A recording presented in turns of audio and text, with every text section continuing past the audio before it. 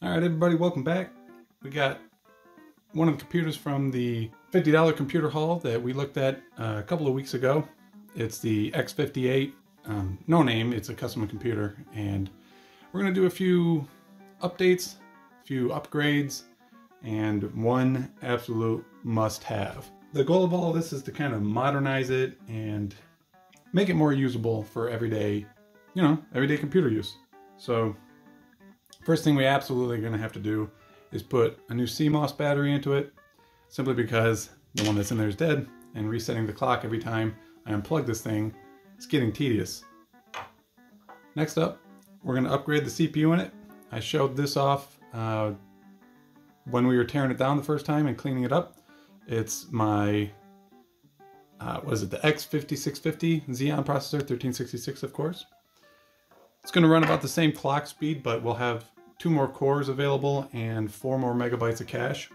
It's got 6 gigs of RAM in it right now, and I found 3 matching sticks for it, so we should have no troubles running triple channel 12 gigabyte 1333. Next up, I'd like to eliminate the 2, don't hit the camera.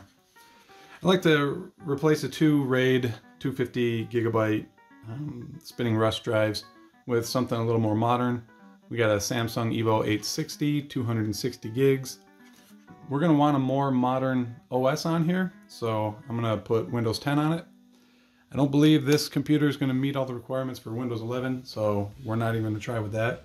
Last time we ran the i7 920, it got up to like 100 degrees in Cinebench, and that's not a good thing, especially since I believe the TDP on these things, sorry, not the TDP, but like the max, the TJ max on it is something like 90. I'll have to look that up. I'll probably put a update right there. And excuse me, to keep the new CPU cool, we're going to put a Hyper 212 on there. These are no doubt the sort of best bang for the buck cooler you could put on there, really. I also would like to have USB 3.0 in this. I'd like to have USB 3.0 ports on the case in the front. So we're going to put a USB card in there, expansion card, and we're also going to put a multi-card reader on the front of this. I picked this one out specifically because the mesh grill on here, the mesh finish, whatever you're going to call that, anyways, it's going to match this really well. So it might even look like factory, which would be nice. And lastly, for the games drive, I don't want to have spinning discs in here, mechanical drives, so I want something as fast as it can be. And I found an NVMe, it's not an adapter, maybe it's an adapter. Anyways, NVMe adapter card and a 500 gigabyte Barracuda NVMe drive. It's made by StarTech. Zoom. There you go. There's the part number. And I've never used one of these before. I know I can't use it as the boot drive, as this doesn't have a UEFI BIOS. So this should, however, work under Windows 10 automatically as just a regular drive. So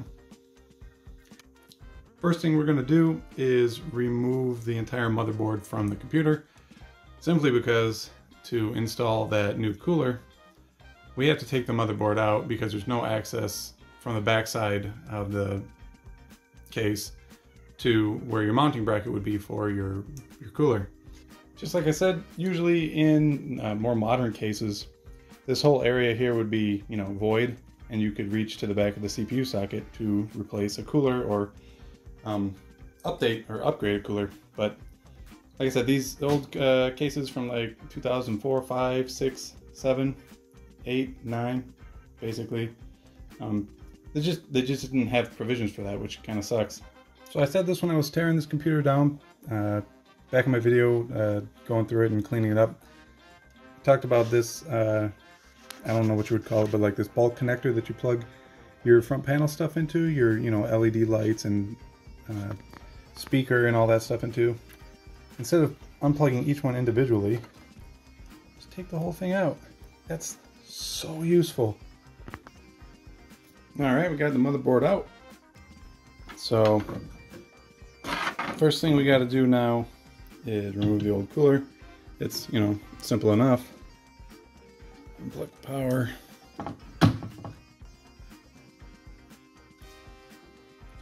Turn your tabs 90 degrees counterclockwise.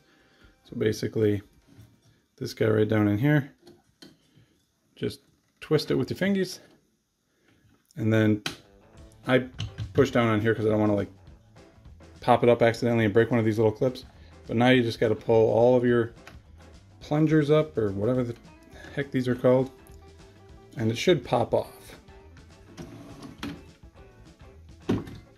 Come on, that's 2, 3. Okay, maybe it wasn't 3, that was 3. Ah, there we go. So, yeah, simple enough.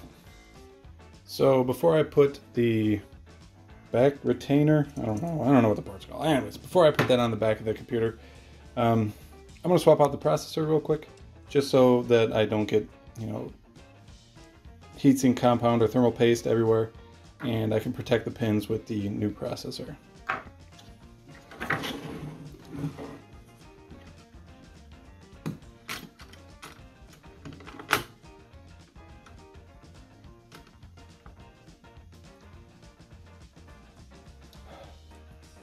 So, I feel kind of bad for the i7-920s because I keep removing them from systems. Because I've come across a couple of these, you know, I do side computer business. Well, it's more of a hobby. Anyways, and once in a while you do get an X58, or well, you get an X58 board with an i7 in it. And here's my original one from the system I built in 2009. And then here is another i7-920 that I got in, I don't remember what the motherboard was, but ended up selling that one off. And now here's a third one that we just pulled out of this system to go in the pile. They're not really worth anything, but I don't know, I feel kind of bad for them, you know? They used to be king. Everybody wants a Xeon. Hoo-ha. So, installation is reverse of removal. Simple.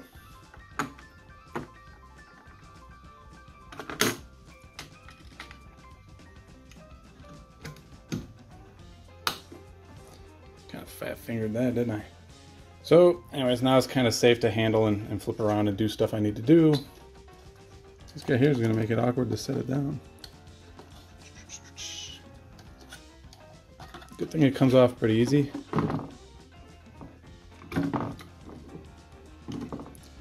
Good thing it comes off pretty easy. Good thing it comes off pretty easy. There we go. Yeah, simple. Simple. So installing the back retainer on here is pretty simple.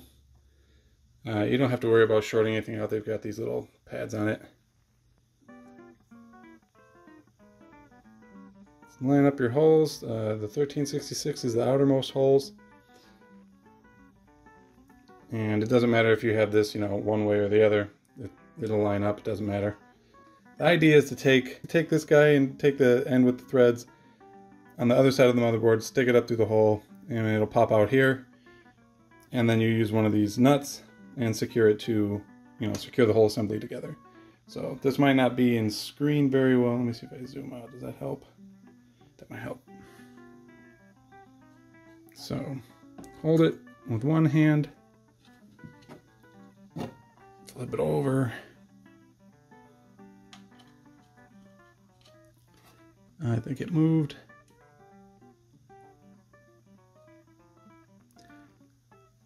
I need lights. I think that's lined up. There we go. Yep, went through. That'll kind of lock everything in place. Zoom. And then take one of these guys, thread it on.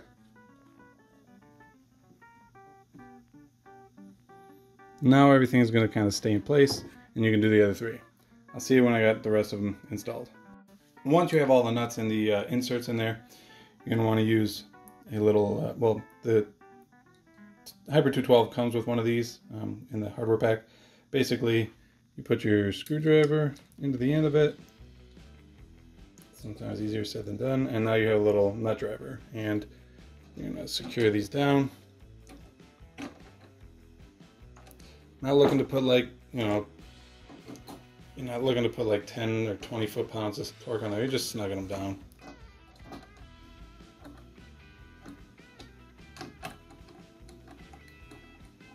Oh, that one's spinning on the other side.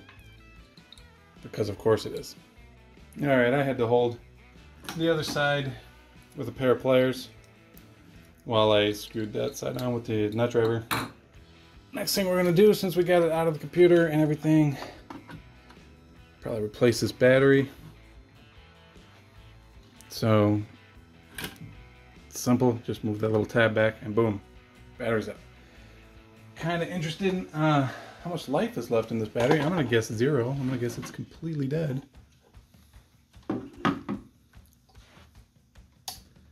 My cheap multimeter here. So click. Oh, 1/2 volt. So definitely not enough. So our new one, well, close to new, 2.96, more than enough life. All right, so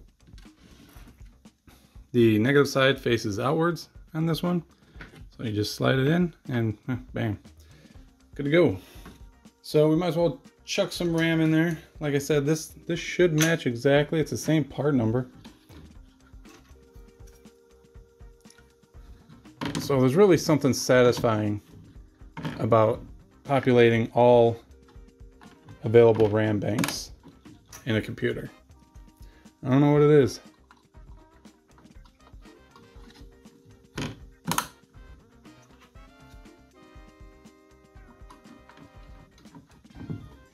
Oh, that was terribly out of shot. Anyways, yeah, 12 gigs, 6 sticks. It's beautiful.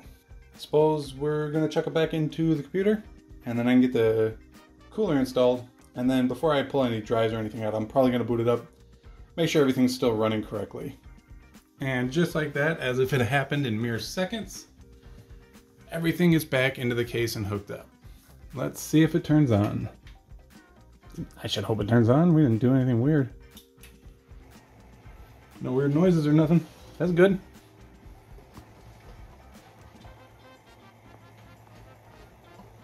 Give us video.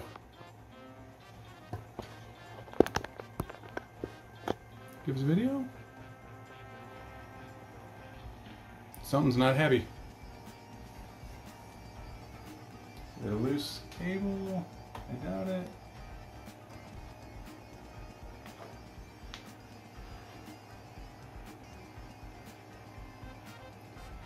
Oh, poop! Alright, I see what happened. I forgot to update the BIOS. Like a dummy. Alright, I'm going to update the BIOS. I'm going to set up the BIOS, then I'm going to update the BIOS. And I will throw the processor back in there, the Xeon. And hopefully then everything will be, hunky-dory. Nothing like doing things twice or thrice. This is always kind of scary. Yes.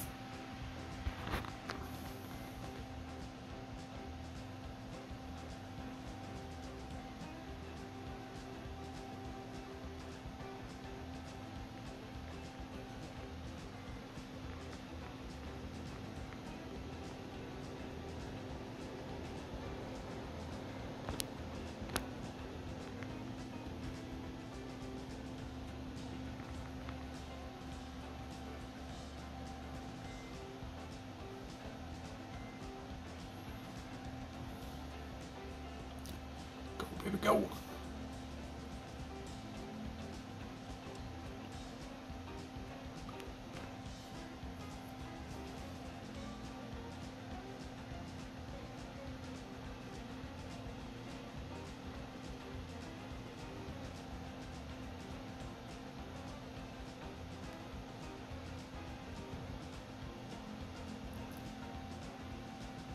Alright, let's hope it updates. Or, let's hope it boots. Hey, there we go. So we should be in 22. The BIOS version should be 2209. This takes a minute. Alright, we're back into the BIOS. Most everything reset except for, you know, date and time. System information.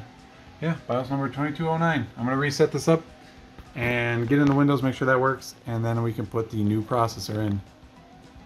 Xenon, baby! Alright, seems like everything's working. All 12 gigs of RAM is accounted for, and we got into Windows. So BIOS updates was a success.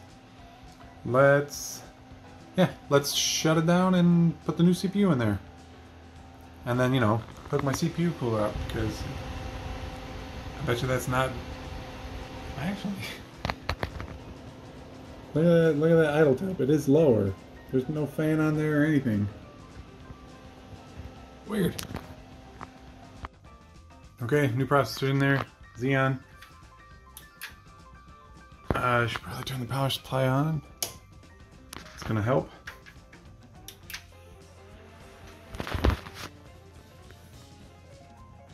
Come on.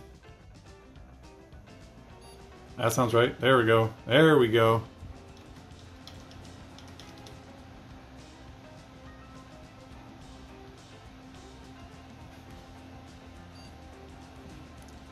New CPU installed. Hey.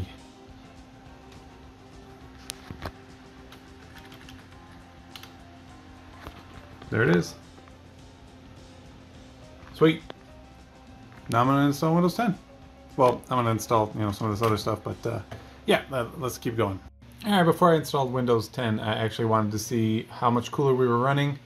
No doubt it's going to run cooler with, you know, the Hyper 212 and a lower TDP processor in there. But we're idling like 12 to 15 degrees cooler, which is always nice. Let's run a Cinebench.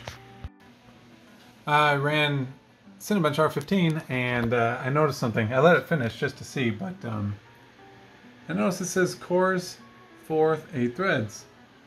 I noticed immediately when I clicked run, that is not 12 threads. So cancel that. No, don't say that.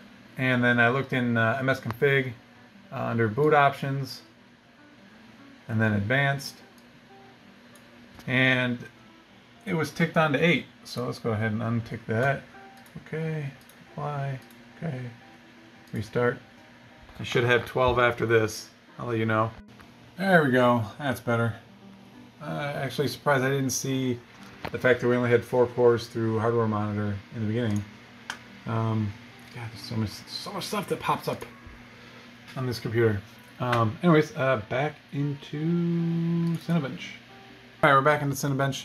If you remember from last time we ran this, well, when I first got the computer and ran it in here, we got a score of 428. So hopefully, well, probably, we're going to beat that by a couple hundred. Make sure there's 12 threads. Not that there wouldn't be. There we go. Alright. See you in a few. Just about to finish. Third run. Got us a score of 668. That seems more on par with what we should be. And hey, look at that. We are actually on par, if not just a hair faster. Oh, actually, that's margin of error right there, but a hair faster than an i7-3770. So not too bad. As far as temperatures go, we are well below 100 degrees that we were hitting last time with the i7 and the stock cooler. No doubt that if we threw this Hyper 212 on the i7 920, we would have got, you know, temperatures similar to these. But now we got 2 more cores and a higher turbo speed, so, you know, win-win. Alright, well, while we're at it, we might as well run a benchmark in heaven. I don't expect the score to change a whole lot from the last time. I also don't remember what our score was last time. However, I'll put something up on the screen at the end so that we can compare, you know, before and after changing out the CPU and RAM. Alright, just about to finish a run of Heaven. There's our outcome, and I'll put a comparison on the screen. Alright, we've established that everything works, at least long enough to run a couple of benchmarks. So time to install Windows 10. But first, we got to put this guy in there. However, this case is so old that it doesn't have mounting provisions for, 2.5-inch SSDs or drives in general. So what we're going to do is put that on there, but we're not going to use tape or anything. We'll just drill a couple of holes corresponding with, the holes that are already, on the drive. Looks like we're only going to be able to do this bar here, but it should work just fine. All right, see you in a minute. Okay, finished drilling and mounting the SSD into the hard drive caddy, and now, it flops at the back. There's no screws back there, but we don't need it. It's gonna sit in there like this, and it has no moving parts, so we're gonna be good. We'll be golden. So I'm gonna throw this in there, take these out, and we'll install Windows 10. All right, we have successfully removed these archaic pieces of forgotten technology. That's really dark. This is so dark. Anyways, and we are running off the SSD. It runs fine. And obviously, we've booted into Windows 10. I've installed, the things I usually put on here: Cinebench, Heaven Benchmark, and Hardware Monitor. And everything seems to be running fine and smooth. Not that I had any doubts, really. So I guess the next thing is to install our USB 3.0 card and then our USB 3.0 front panel. Again, yeah, why is this so dark? Got the USB card installed, well, inserted rather, and I put it down here as far as it'll go, the bottom PCI Express 16X slot, simply because we're going to be we're going to be running the wires, this being the front I/O. We're going to run the wires down through here and then, over to the card, and I don't want them laying on top of the graphics card there. Not really any more thought put into it than that. Installing it in a 4X versus a 16X slot really isn't going to offer any speed or connectivity advantages, so it really doesn't matter where we put it.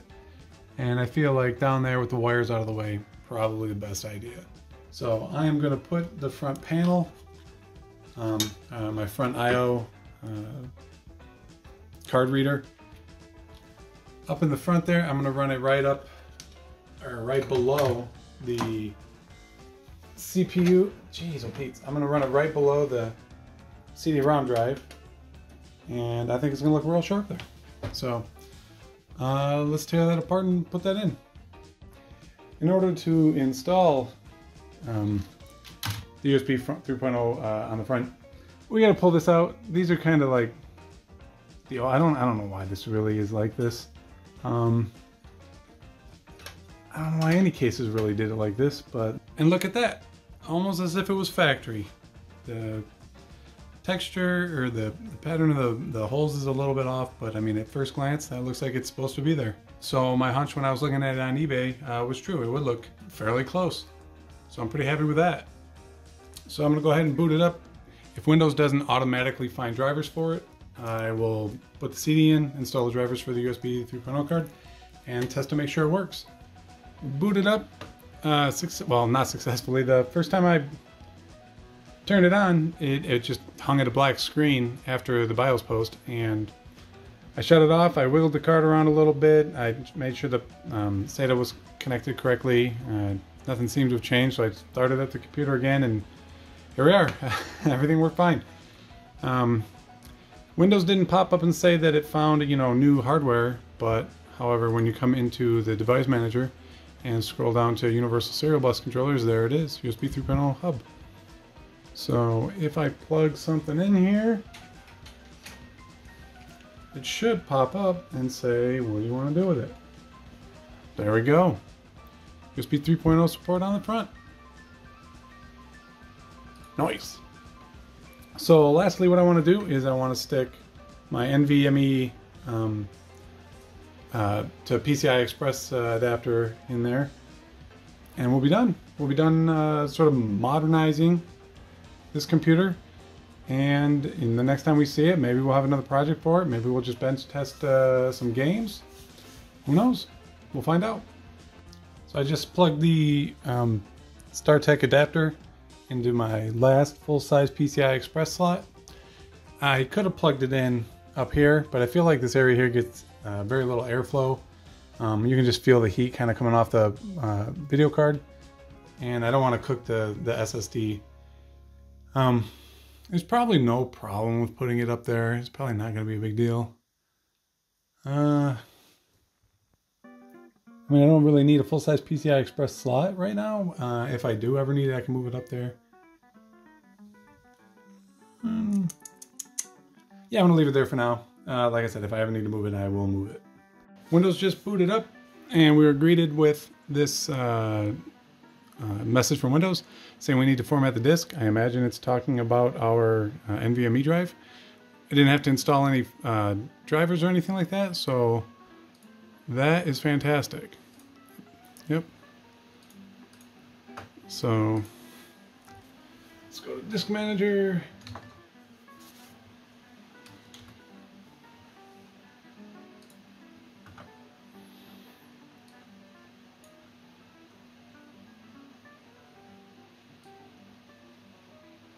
There it is. Let's do format. NTFS, yeah, that's fine. Formatting, yes, absolutely. And there's our drive.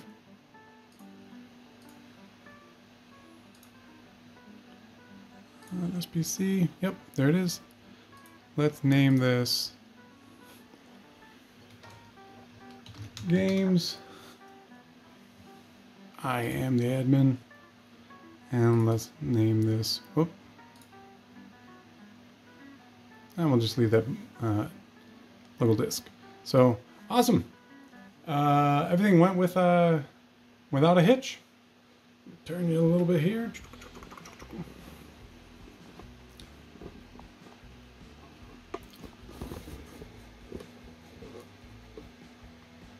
There we go.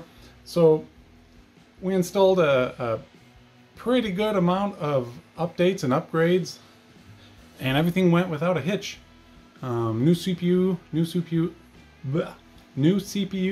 X5650, new CPU cooler, Hyper 212 Evo, added USB 3.0, added USB 3.0 interface on the front.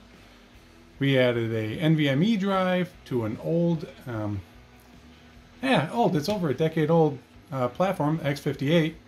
Removed the spinning disks, put a SSD in there. This thing, it feels snappy. It's running fantastic. It's pretty awesome. There's a lot of people on YouTube that would attest to how great the X58 is, and I am definitely one of them.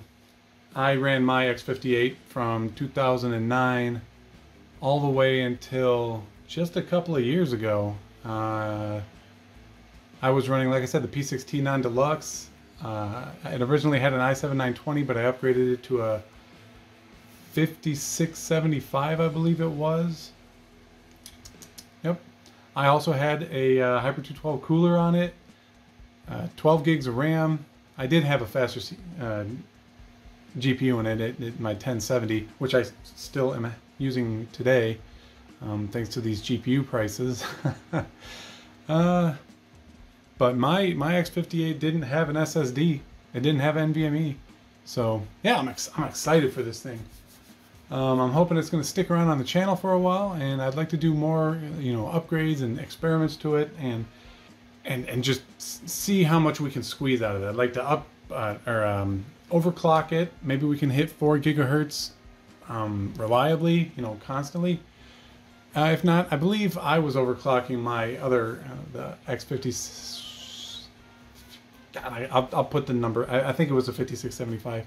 Anyways, I had that overclock too, 4.2 gigahertz for a little while, and then it started becoming unstable, and I brought it back down to 3.8 gigahertz, and I had it at that for forever, until I sold it, actually. So yeah, I had a lot of fun making this, upgrading this computer, and I'm no doubt I'm going to have a lot of fun with it in the future. And if you had any fun with this video, consider giving it a thumbs up, and maybe give me a subscription. If you didn't like this video, that's fine. Go ahead and thumbs down. Either way, I appreciate you. And, you know, come back next time for, God, I don't know what we're going to do, but I always appreciate you having you here, and, you know, see you in the next one.